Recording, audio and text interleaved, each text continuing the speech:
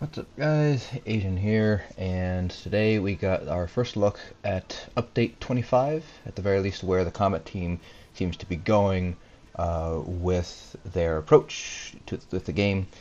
So for those of you guys who are not aware, update 25 should be the next DLC that's coming out. I don't believe we have gotten a name for it yet. I believe the timing on it should be, let's see, the 16th, so this Thursday we should be hearing more information on what's going on moving forward. So there's already kind of discussion. They pretty much already confirmed that it's going to be Skyrim, or I shouldn't say Skyrim, because we're already technically in Skyrim with Eastmarch and Riften. But some other regions of Skyrim will be the next sort of theme of the year, so to speak. And so Update 25 should be the first DLC that will tie into the whole story. So this is the spring DLC, so Q1 and then Q2 we should see the chapter. Q3 and Q4 are then more DLCs. But enough about that. This comes straight from Brian Wheeler, who is the combat lead. So for Update 25, their primary focus has been on performance improvements, particularly related to block and item set proc conditions. While making these adjustments, we are also bringing any item sets affected into combat standards. So they actually specifically define standards here, which is nice because everybody has these sort of different views on what standards should be.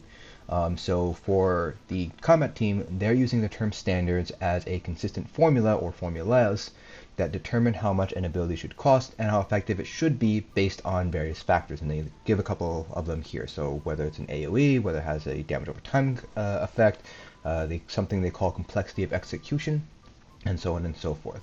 So what it seems to be is they are trying to bring what looks like proc sets into some sort of standardization that they probably have behind the scenes here. Then they go into blocking here. It's an ability everyone can use at any time, which means it can create a lot of traffic for the server to handle. So they're adjusting how the ability works under the hood. You will still be able to do everything you used to with block. So this seems like less of a actual rework of block mechanic and more of a here's how we're going to figure out how the server determines with your blocking and so on, how it, all the traffic seems to go back and forth between blocking and the server. The next thing they focus on is going to be bug fixes and conditional logic.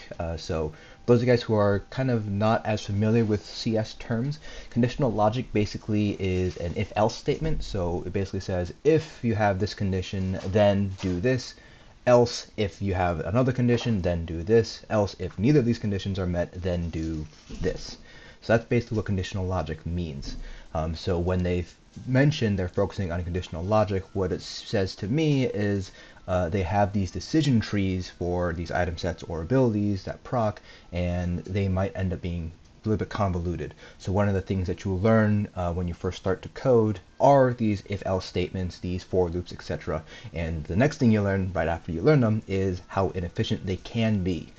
So you don't necessarily want to have a lot of conditional logic. You kind of want to try to simplify your code as best you can. So it does seem like they're focusing in on basically trimming down the code so you don't have unnecessary bloat, essentially, in the code itself. So they continue on here. Many abilities and item sets have to step through several requirements to fire their effect beyond their standard line of sight, cost range, etc. So again, the whole decision tree. From these changes, the conditions for procs will now work more reliably with their stated requirements, and they give a couple of examples here. So Scathing Mage will no longer trigger from the first tick of any damage over time effect, and that's actually a very common thing where sets that strictly define direct damage will actually proc off of the first tick of damage over time effects. So they're fixing that. It's probably something to do with the decision tree again. The larger the tree is, the harder and more convoluted it can be, and you might end up missing a couple conditions or even adding in conditions that you didn't intentionally mean to do. So while making these fixes, many of the item sets affected have also been updated to fall in line with the item set or ability standards to ensure their overall power remains closer to their intended design. So again, going back to that standardization, they are just trying to bring all these proc sets into some sort of standard, probably what we have seen today with the direct damage and the dot sort of standards that they've established. The last thing they mentioned here is that they're addressing magic and stamina sustain. So they're reducing the cost of AoE damage over time abilities. So those would be things like blockade, unstable wall, endless hail. So that's pretty nice, especially for you magplars out there, because magplars have a lot of high-cost AoE dot abilities. So shards, barrage, ritual, if you're using that, those would all fall under area of effect damage over time abilities. So they also do mention though that because they're reducing the cost, they're doing a revised standard between single target dots and AoE dots, which they're going to evaluate throughout the PTS and once it hits live.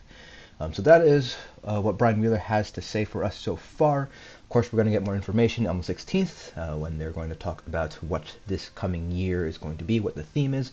Again, the only thing we really know at this point is that we're going to I believe it's the Dark Heart of Skyrim, which I'm interpreting it to be Black Reach, but it could be anything else. It might be Solitude, who knows? There might even be some sort of new Skyrim lore that we're not 100%, we don't know yet, but for those of you guys who have played Skyrim, the Elder Scrolls V, hopefully there are some hints in there that we can use to kind of figure out exactly what's happening. But that's going to be it for this video. Hopefully you guys found this informative. There will be a link in the description below to this forum post, so you guys can discuss it on the forums if you have an account there. Otherwise, you will also find a link down below to two Discords, Toxic Rating Environment and Nephis' ESO Academy, where we can also discuss the combat adjustments that they mentioned here. Again, hope you guys found this informative, and I'll see you guys in the next dungeon.